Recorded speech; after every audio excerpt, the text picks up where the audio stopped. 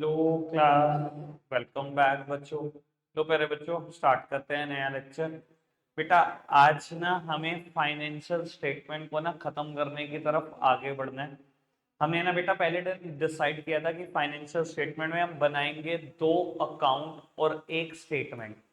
Trading account में जितना मुश्किल से मुश्किल मुद्दा हो सकता था सब डिस्कस कर लिया। पीएनएल अकाउंट में जितना मुश्किल से मुश्किल मुद्दा हो सकता था सब डिस्कस कर लिया। कल बेटा जब हमने ऑपरेटिंग प्रॉफिट ढंग से निकालना सीख लिया और दो उस पर बेस्ड इलस्ट्रेशन भी कर लिए तो वो बेटा हिस्सा खत्म हो गया। अब वो बात को आगे बढ़ाते हैं। अब मैं चर्चा कर रहा हूं बेटा एक स्टेटमेंट की जो फाइनेंशियल स्टेटमेंट में बनती है। स्टेटमेंट का नाम आप सबका फेवरेट, बैलेंस शीट। बेटा जब भी ट्रेडिंग अकाउंट बनाते हैं इसके नीचे लिखते हैं for the period starting from 1 April 23 ending on next 31 मार्च, मतलब 31 मार्च 24, अगर मेरा फाइनेंशियल ईयर 23-24 है। लेकिन बैलेंस शीट के नीचे ऐसे नहीं लिखते बेटा। बैलेंस शीट के नीचे लिखते हैं हमेशा फाइनेंशियल ईयर का आखिरी दिन, एज एट 31 मार्च 24। ठीक है जी, फॉर द पीरियड नहीं लिखना। वो बैलेंस शीट का फॉर्मेट दिखने में जरूर टी शेप हो सकता है पर ये अकाउंट नहीं है। अकाउंट नहीं है ये, इसे हम कभी भी अकाउंट नहीं बोलेंगे, स्टेटमेंट ही बोलेंगे। फॉर्मेट में बेटा लेफ्ट हैंड साइड दो कॉलम है, राइट हैंड साइड भी दो कॉलम है। First column is of liabilities, second column is of amount, third column is of assets, fourth column is of amount. बेटा ऐसे चार कॉलम है, लाइबिलिटीज, अमाउंट, एसेट्स और अमाउंट, ये चार कॉलम है। बेटा अभी ना हमने बहुत सारी बात करनी है एसेट्स लाइबिलिटी पे, लेकिन वो बात स्टार्ट करने से पहले सबसे काम की बात, ये एज एट 31 मार्च 24 लिखने का मतलब समझते हैं कि 31 मार्च के दिन मेरी एसेट्स की पोजीशन कैसे कैसे, मतलब मेरे पास कितनी प्रॉपर्टी है 31 मार्च के दिन, सिर्फ आखिरी दिन फाइनेंशियल ईयर के आखिरी दिन। मैं पूरे साल की बात नहीं कर रहा हूं। जब ट्रेडिंग अकाउंट बनाता था लिखता था for the period starting from 1 April to next 31 March, इसका मतलब होता था पूरे साल में परचेज कितनी करी, पूरे साल में सेल कितनी करी, पूरे साल के स्टेशनरी के खर्चे कितने, पूरे साल के वेजेस के खर्चे कितने, पूरे साल की कैरेज कितनी, इस पूरे साल की जो पीरियड है। लेकिन बेटा जब मैं एसेट्स लाइबिलिटी लिखता हूं तो मैं लिखता हूं 31 मार्च के दिन एसेट्स कैसी कैसे, 31 मार्च के दिन लाइबिलिटी कैसे कैसे। समझ आ रही है बात बेटा कि 31 मार्च के दिन कौन कौन सी एसेट्स है मेरे पास, उनकी वैल्यू क्या क्या है बेटा, मैं वो लिखने चाह रहा हूँ। अच्छा एक बात बताओ बेटा, एक गेस करो, वैसे हमने पूरे साल भर में बहुत सारी एसेट्स की चर्चा की होगी, अकाउंटिंग इक्वेशन में भी हमने कुछ एसेट्स पढ़ी, आपको क्या लगता है हम कितनी एसेट पढ़ चुके हैं, कितनी को पढ़ चुके होंगे, एक आइडिया, एक रफ फिगर बोल दो। 5 4 10 पढ़ चुके हैं, नहीं पढ़ चुके, पढ़ चुके होंगे। 5 7 10 बता देगा कोई, जो 5 7 10 बता सकते हैं, जो हैंड रेस कर दे कि मैं 10 एसेट बता दूंगा जी। एक बच्चों 10 एसेट्स नहीं बता सकता, पूरे साल हो गया तुम्हें पढ़ते हुए। चलो आपके सरप्राइज के लिए एक बात बोलूं, 18 19 लिख दूंगा मैं और सब आप कहोगे कि हाँ जी ये भी पढ़ी है जी, बिल्कुल ये भी पढ़ी है, ये भी पढ़ी है, सब आप बताओगे कि हमने पढ़ी है। 18 से 19, चलो लिखना शुरू करते हैं बेटा। ठीक है जी, और मैं पक्का बता रहा हूं अगर आप सब एक एक भी याद करोगे ना तब भी 12 15 से आराम से याद आ जाएंगे एक एक बच्चे को। तो वो सबसे पहले ना अगर मैं याद करूं बेसिक अकाउंटिंग टर्म की, हमने ना 3 फिक्स एसेट्स की बात तो बड़ी रेगुलर की है, ठीक है ना, plant and machinery, land and building, furniture and fixture. अगर बेटा मैं अलग अलग करूं तो 6 तो यही होती है, पर मेरे को अलग अलग नहीं गिनना, मैं हमेशा इन तीनों को हमेशा ऐसे ही बोलता हूं। हमने बात की है बेटा वहां लैंड एंड बिल्डिंग की, प्लांट एंड मशीनरी और बेटा furniture and fixtures, furniture and fixtures. और कोई एसेट हैंड रेस कर लो जो जो बताना चाहता है, अभी तो देखो पूरा मौका, अभी तो सभी पड़ा हुआ है, ये ढंग से हैंड रेस कर लो, आज लड्डू मिलने हैं बस, यही समझो, जो हैंड रेस करेगा उसे मिलने हैं बस। हाँ जी बोलो जसप्रीत जी। लाइफ स्टॉक, ठीक है जी, बहुत बढ़िया।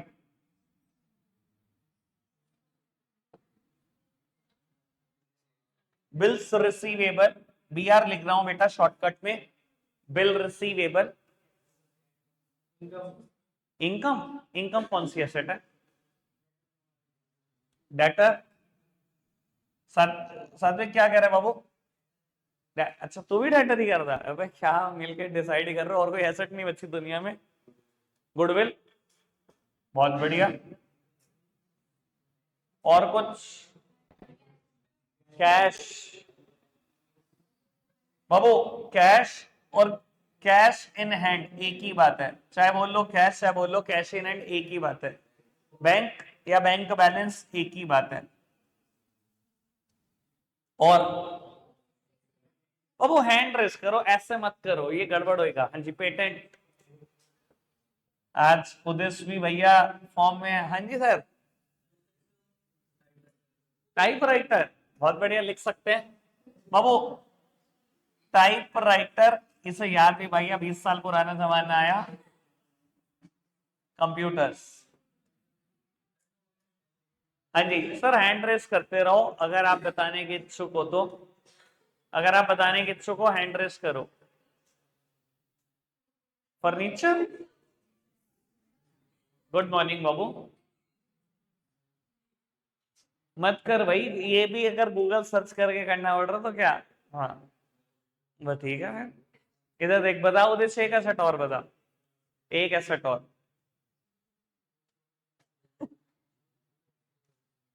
कह रहा, मैंने कहा एक एसेट और बता, कह रहा लाइबिलिटी।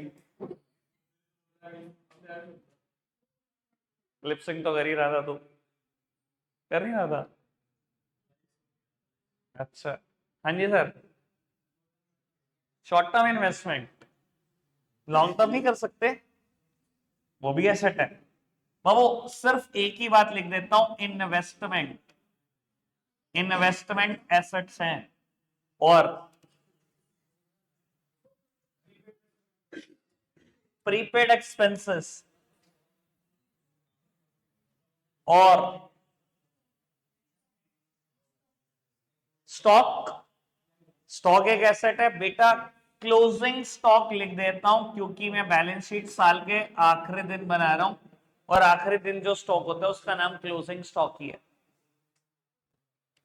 हाँ जी। और accrued income, very very good. Accrued income,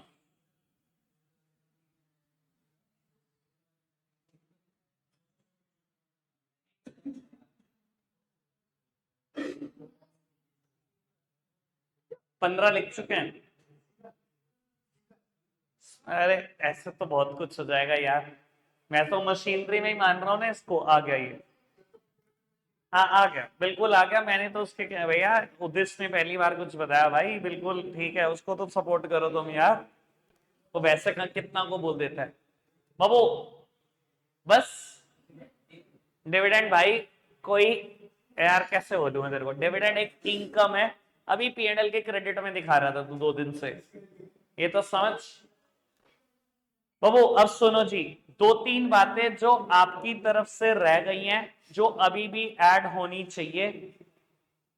अब लगेगा यार बाबू, जो 2-3 बातें आपकी तरफ से रह गई हैं जो अभी भी ऐड होनी चाहिए। सबसे पहले व्हीकल्स, ठीक है। इसके अलावा आपने पेटेंट बोला, वैसे तीनों बढ़िया, हमेशा साथ ही रखो तो बहुत बढ़िया है। पेटेंट, कॉपीराइट और ट्रेडमार्क। पेटेंट, कॉपीराइट और ट्रेडमार्क, इन तीनों को साथ ही बोला जाए तो ज्यादा अच्छा है। व्हीकल आ सकते हैं मशीन में, लेकिन यार ज्यादातर ना एक मैन्युफैक्चरिंग कंसर्न के एंगल से हम मशीन उसी को लेते हैं जो प्रोडक्शन में इस्तेमाल हो रही है, ठीक है ना। व्हीकल को अलग ही हम मानते हैं। तो वो अब मैंने लगभग टोटल 17 से 18 आइटम ऐड कर दिए हैं एसेट्स में, जो हमें लगता था कि शायद हमने तो पढ़ी नहीं होंगी, 2-4 एसेट्स पढ़ी होंगी, ठीक है। अब बाबू ये 2-4 नहीं है, 18 हो चुकी हैं। अब मुझे ये भी पता है बेटा सारी एसेट्स सबको क्लियर भी नहीं होंगी कि ये चीजें एसेट्स में क्यों आ रही है। मेरे से पूछ सकते हो बेटा कोई चीज एसेट्स में क्यों है। देखो, हाँ बिल्कुल, मैं आपको ये बता रहा हूँ बेटा, आपके पास 2 मिनट का समय है पूछने का। अगर 2 मिनट में आपने नहीं पूछा तो मेरा समय स्टार्ट हो गया, फिर मैं पूछूंगा आपसे कि क्यों है ये चीज एसेट में। ठीक है जी। आज ट्रेडमार्क आप बहुत सारों की चर्चा, चलो ट्रेडमार्क, कॉपीराइट, पेटेंट, ये तीनों मैं दोबारा बता दूंगा। और बताओ, ट्रेडमार्क, कॉपीराइट और पेटेंट तो मैं एक पूछ रहा हूं, मैं तीनों बता दूंगा। और बताओ जी, और क्या बताना है? भारतीय से छोड़ दे बेटे। बाबू या तो फिर आप बताओगे कि ये चीज एसेट्स क्यों है, या मुझसे पूछ लो। और कुछ?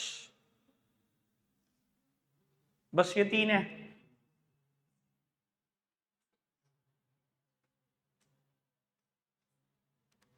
किसी ने कुछ पूछना है और?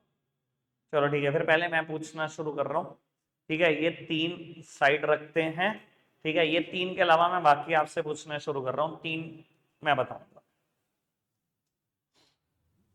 सुजल, एक्रीड इनकम एसेट्स कैसे? मैंने तो पूरा मौका दिया है, तीन चार बार पूछा है। एक्रीड इनकम, उद्देश्य से छोड़ दे बेटे। सेक्शन पूछ कर एक्रीड इनकम एसेट्स कैसे? एक्रीड इनकम का मतलब ही बता दो, मतलब ही बता दो एक्रीड इनकम का।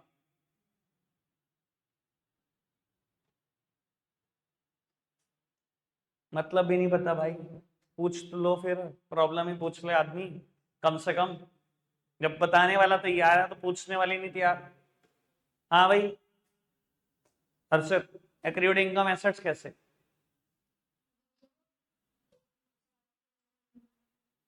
अगर एक साल के अंदर अंदर मिल जानी है फिर कैसे asset?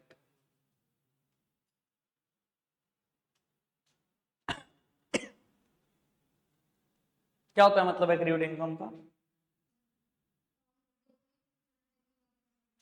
Income earn but not yet receive, वो इनकम जो कमा चुके हो मिली नहीं है, तो बेटा इन नियर फ्यूचर मिल जाएगी। मैंने एक एग्जांपल दिया था आपको कि आपके पास बेटा किसी कंपनी की ना डिस्ट्रीब्यूटरशिप है। कंपनी ने आपको कहा जी अगर आपने इस महीने 10 लाख का सामान बेच दिया, हमारा कोई रिप्रेजेंटेटिव भी आएगा, 10 लाख रुपए के अगर बिल कटे हुए और दुकान पर स्टॉक भी नहीं हुआ प्रेजेंट, तो हम मान लेंगे आपने 10 लाख का सामान बेच दिया, हमारी तरफ से 3-4% कमीशन मिलेगी। आपने मार्च मंथ में सामान खरीदा और 28-29 मार्च को कंपनी को इन्फॉर्म कर दिया जी हमने सारा माल बेच दिया। ठीक है जी, उनका रिप्रेजेंटेटिव आया, चेक करके चला गया जी हाँ जी बिल्कुल 10 लाख का सामान बेच चुका। ठीक है जी, उसने इन्फॉर्म कर दिया, कंपनी को रिपोर्ट भेज दी, पर 31 मार्च को बेटा ये इनकम क्रेडिट नहीं हुई आपके अकाउंट में। कमा तो चुका हूं, क्या हो गया? नहीं मिली तो मिल जाएगी, इन नियर फ्यूचर मिल जाएगी बेटा। और हर वो चीज जिसका नियर फ्यूचर बेनिफिट मिलने वाला है वो तो है ही सेट। समझ में आती है बात? है क्रियोड इनकम। आओ जी, कॉपीराइट, ट्रेडमार्क और पेटेंट्स पे चर्चा शुरू करेंगे। अभी भी बता रहा हूं बेटा, अगर कुछ और पूछना है तो पूछ लो। ठीक है जी, नहीं तो फिर आपकी इच्छा। बाबू कॉपीराइट क्या चीज होती है बेटा? कॉपीराइट इंडिया में किसी भी लिटरेरी वर्क के लिए दिया जाता है, किसी भी लिटरेरी वर्क के लिए। अब बाबू वो लिटरेरी वर्क जनरली ऐसा हो सकता है कि आप कंटेंट राइटर हो, ठीक है जी, और कंटेंट लिखते हो। ठीक है, मूवीज लिखते हो, सॉन्ग के लिरिक्स लिखते हो, कोई किताब लिख कर बैठ गए हो। ठीक है बाबू, आज की तारीख में ये भी बता देता हूं, बॉलीवुड एक ऐसी इंडस्ट्री है जिसमें कभी ऐसा नहीं हो सकता कि आप एक कंटेंट राइटर हो और सीधा डायरेक्टर को जाके बता रहे हो कि मैंने एक मूवी लिखी है, ये ऐसे है। वो अगले दिन से डायरेक्शन शुरू कर देगा और कभी साबित नहीं कर पाओगे कि आप ये कंटेंट मेरा लिखा हुआ है। जितने कंटेंट राइटर हुए हैं बेटा पूरे बॉलीवुड में, सबसे पहले वो एक काम करते हैं, जब जैसी मूवी लिखते हैं या कोई वेब सीरीज लिखते हैं या कोई सॉन्ग के लिरिक्स लिखते हैं बेटा, या कुछ भी लिखते हैं, वो सबसे पहले उसका कॉपीराइट लेते हैं। कॉपीराइट लेने का मतलब क्या होता है कि अब ये कंटेंट मेरे नाम पर रजिस्टर्ड हो गया, ये पूरा लिटरेरी वर्क। अब कोई इसे कॉपी नहीं कर सकता, वो कॉपी करना ही क्राइम है बहुत बड़ा।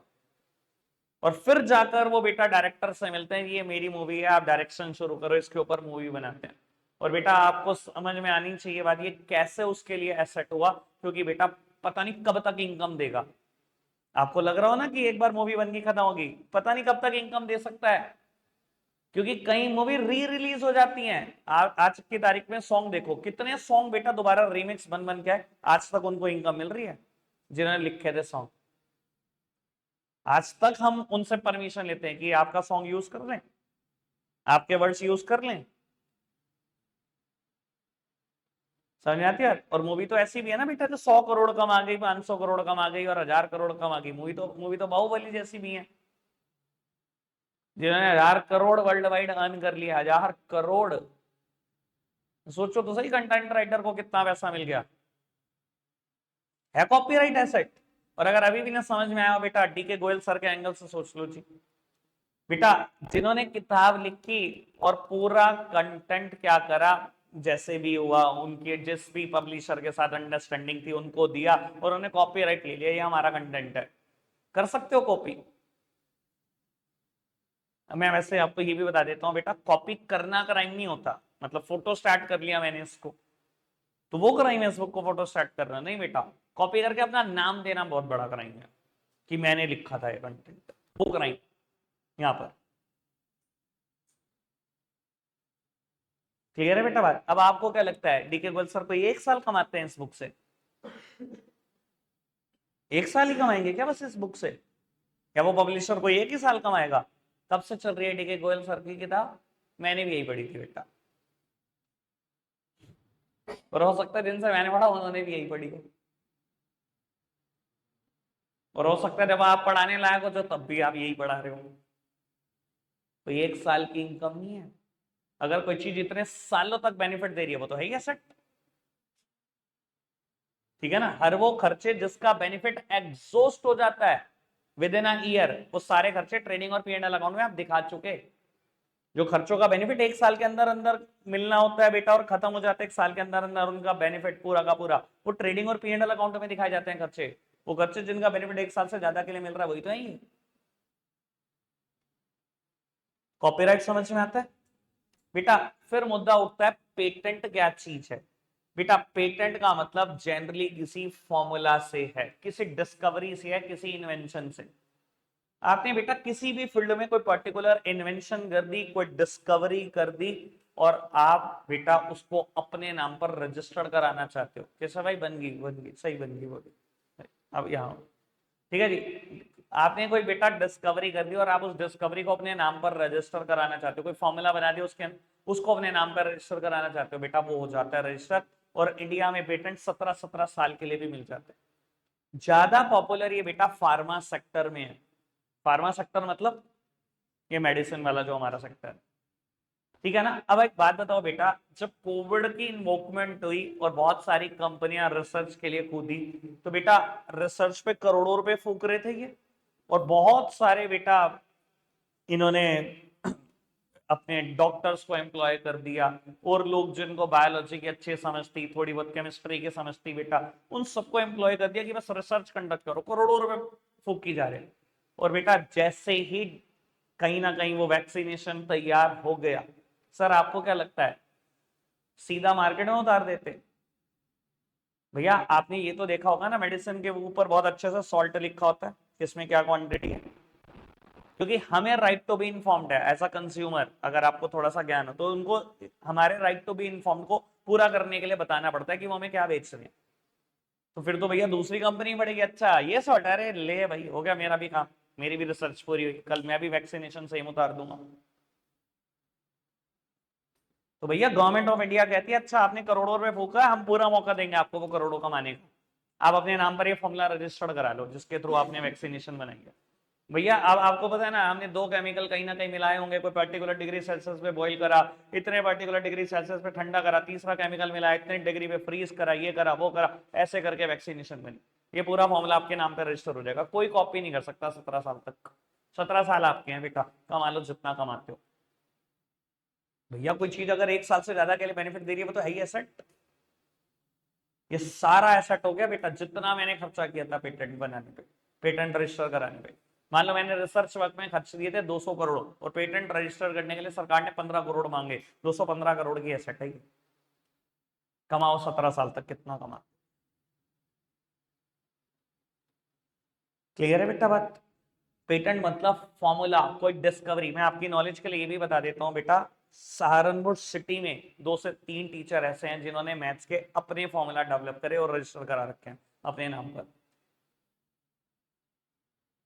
कोई भी नई डिस्कवरी, कोई भी नया इन्वेंशन आप अपने नाम पर रजिस्टर करा सकते हो अंडर पेटेंट्स एक्ट। ठीक है जी। इवन 17 साल के लिए तो मिल जाता है, अगर आपके फेवर में सिचुएशन हो तो ये रिन्यू भी हो जाता है। और what do you think about Thums Up? इतनी कंपनीज आई जो सॉफ्ट ड्रिंक बनाना चाहती थी, थम्स अप की कॉपी करना चाहती थी, कितनी कर पाई? कैट्स ने ड्रिंक बनानी शुरू करी, बड़ी कंपनियां कूदी हैं भैया इस फील्ड में। ठीक है ना। मिरिंडा के कंपटीशन में बहुत कंपनियां कूदी, कोई ऑरेंज नाम रख रहा है, कोई क्या रख रहा है, कॉपी हुई है आज तक ये चीजें। फॉर्मूला रजिस्टर है ना बेटा, नहीं होता तो बेटा अब तक कितनी बार कॉपी हो चुका होता। क्योंकि आपको तो बहुत अच्छे से पता होना चाहिए कोका कोला कंपनी कितने रुपए की है, कहीं अरबों करोड़ की कंपनी है भैया। अगर गलती से आपने ये सोचा ना कि हम फॉर्मूला कॉपी कर लेंगे, ऐसा मुकदमा ठोके कि भागते फिरोगे, तो कोई भी नहीं कॉपी कर सकता उन फॉर्मूलाज को। समझ में आते बेटा बात पेटेंट की? ठीक है, कॉपीराइट डन, पेटेंट डन, आए ट्रेडमार्क पे। तो वो ट्रेडमार्क क्या होता है? किसी भी कंपनी का रजिस्टर्ड मार्क। ठीक है, किसी भी कंपनी का रजिस्टर्ड मार्क। वैसे मैं बता देता हूं, चलो खैर, सबसे पहले ना ट्रेडमार्क समझने से पहले ना एक वर्ड आपको क्लियर होना चाहिए, ब्रांड। सबसे पहले बेटा कोई चीज क्लियर होनी चाहिए, ट्रेडमार्क पता होने से पहले होना चाहिए ब्रांड। ब्रांड क्या होता है? एनी नेम और सिंबल या लोगो, फोटोग्राफ, सिग्नेचर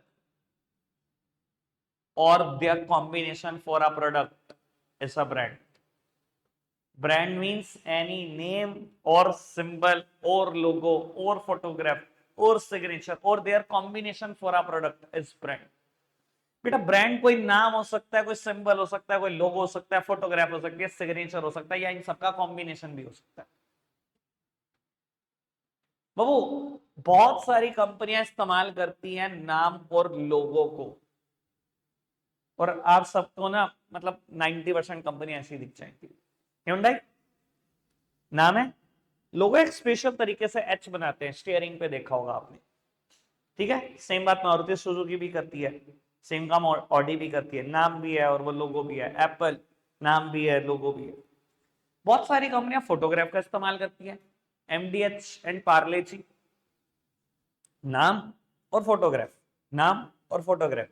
कुछ कंपनियां नाम के साथ सिग्नेचर का इस्तेमाल करती है, रेड एंड टेलर एक कंपनी नाम के साथ सिग्नेचर के कॉम्बिनेशन इस्तेमाल करते हैं।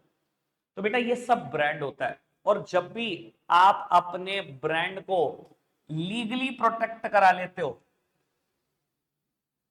और वो प्रोटेक्शन आप इसलिए करा रहे हो कि कोई कॉपी ना कर पाए, उस सिचुएशन को बोलते हैं बेटा ट्रेडमार्क। और गवर्नमेंट ऑफ इंडिया खुद कहती है करा सकते हो। जब भी आप अपने ब्रांड को लीगल प्रोटेक्शन देते हो बेटा, उस सिचुएशन को बोलते हैं ट्रेडमार्क। ट्रेडमार्क से क्या होता है बेटा, आप अगर किसी का कोई रजिस्टर्ड मार्क है, कोई ट्रेडमार्क है, आप कॉपी नहीं कर सकते। आपने वर्ड देखा है कभी ऐसे? ये मेरा जो ब्रांड है रजिस्टर्ड है, ट्रेडमार्क है मेरे पास। कॉपीराइट पे ऐसे लिखा होता है बेटा, आप अपनी एनसीईआरटी की बुक देखना, बिजनेस स्टडीज की लिखा है all right reserve to the NCERT, और बेटा ऐसे लिखा है। इसका मतलब कुछ और नहीं बेटा, कॉपीराइट सही है। इसका मतलब कुछ और नहीं बेटा, रजिस्टर्ड सही है कि रजिस्टर्ड है। समझ में आती है बेटा बात? पक्का से? अच्छा एक बात बताओ, कुछ फायदा होता है ये ऐसे ट्रेडमार्क रजिस्टर कराने का या नहीं? देखो अगर आप किसी का नाम ऐसे कॉपी करते हो ना, तो कहीं ना लगता है कि ये मतलब इन्फ्लुएंशियल पोजीशन में आ जाते हो आप कहीं ना कहीं। देखो समझने के लिए एक बात समझो, मान लो नोमैस कैम में ना किसी ने ना एक स्वीट शॉप खोली और नाम रख दिया 5 स्टार जनता, क्या होगा? दिमाग में इंप्रेशन आपके कहीं ना कहीं जाएगा ना, कि आपका कहीं ना कहीं कोई रिश्तेदारी है जो 5 स्टार जनता आपके घंटाघर शहर में सिचुएटेड है, या जिनकी एक ब्रांच देहरादून, करनाल, हरिद्वार है। जाएगा ना दिमाग में? कहीं ना कहीं बेटा आप अनड्यू एडवांटेज लेने की कोशिश कर रहे हो दूसरे के नाम की, है ना। या आप शहर में देखते हो बेटा कोई एक नया बिजनेस वेंचर खुला, नाम रख दिया उसने रिलायंस, क्या दिमाग में जाएगा, अच्छा ये मुकेश अंबानी जी का कोई नया वेंचर है। तो एक अनड्यू एडवांटेज मिल सकती है ना किसी के नाम की। तो बेटा कोई भी अपने नाम के अनड्यू एडवांटेज देना नहीं चाहता आपको, इसलिए लोग ट्रेडमार्क ले लेते कि ये अब कॉपीड नहीं हो सकता। समझ में आती है बात।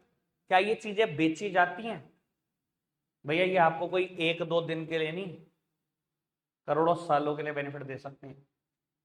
What do think about Domino's, क्या बेचता है वो, जब वो फ्रेंचाइजी के 3 करोड़ रुपए लेता है। इधर देखो जी प्लीज मेरी तरफ, क्या बेचता है वो, अपना इंटेलेक्चुअल प्रॉपर्टी राइट। इन तीनों को ना बेटा हम टेक्निकल भाषा में कॉपीराइट, पेटेंट और ट्रेडमार्क को बोलते हैं आईपीआर, इंटेलेक्चुअल प्रॉपर्टी राइट्स। जब आप डोमिनोज की फ्रेंचाइज लेते हो तो क्या परमिट करता है आपको कि 1 करोड़ रुपए तो मेरे नाम का इस्तेमाल कर सकते हो, जहां मर्जी ऐड करो मेरे नाम से। भैया नाम ही बेचने की वो परमिशन देता है कि मेरा नाम बेच सकते हो आप। उसको करोड़ों करोड़ों रुपए इसी बात के मिल रहे हैं। कैसे एसेट नहीं है भैया ये, पूरी जिंदगी कमाएगा कोई, एक दिन थोड़ी कमाएगा। अगर कोई चीज एक दो दिन साल भर बेनिफिट दे सकती है, दिखा दो ट्रेडिंग और पीएनएल अकाउंट में कोई चीज दे जिंदगी भर बेनिफिट रही है, कैसे एसेट नहीं है वो। भैया ये फ्रेंचाइज कल्चर पूरा किस पर बेस्ड है कि वो आईपीआर बेचते हैं, इंटेलेक्चुअल प्रॉपर्टी राइट बेचते हैं, ट्रेडमार्क ही तो बेच रहे हैं। डोमिनोज सारंगपुर क्या करता है, सारा एड डोमिनोज के नाम से नहीं कर रहा, उसका ब्रांड है वो डोमिनोज, उसका खुद का तो है ही नहीं। क्या मैं क्लियर हूं इस बात को लेकर कि ट्रेडमार्क कैसे एसेट हुआ। बेटा एसेट साइड में और किसी चीज का डिस्कशन करना है तो बताओ। तीनों बातें समझ में आ गई हैं। अगर आप कहो तो इसमें बेटा कंप्यूटर सॉफ्टवेयर भी ऐड हो सकता है, वैसे एक आध चीज और भी ऐड हो सकती है जो आपने कभी ना कभी पढ़ी है। ठीक है, कल आएंगे फिर लाइब्रेरी साइड का डिस्कशन करते हैं बेटा, क्योंकि अभी मैं थोड़ी सी भी बात छेड़ूंगा वो बहुत लंबी लंबी बातें वो रहेगी ही नहीं। ठीक है, रखते आज के इतना ही है प्यारे बच्चों, बहुत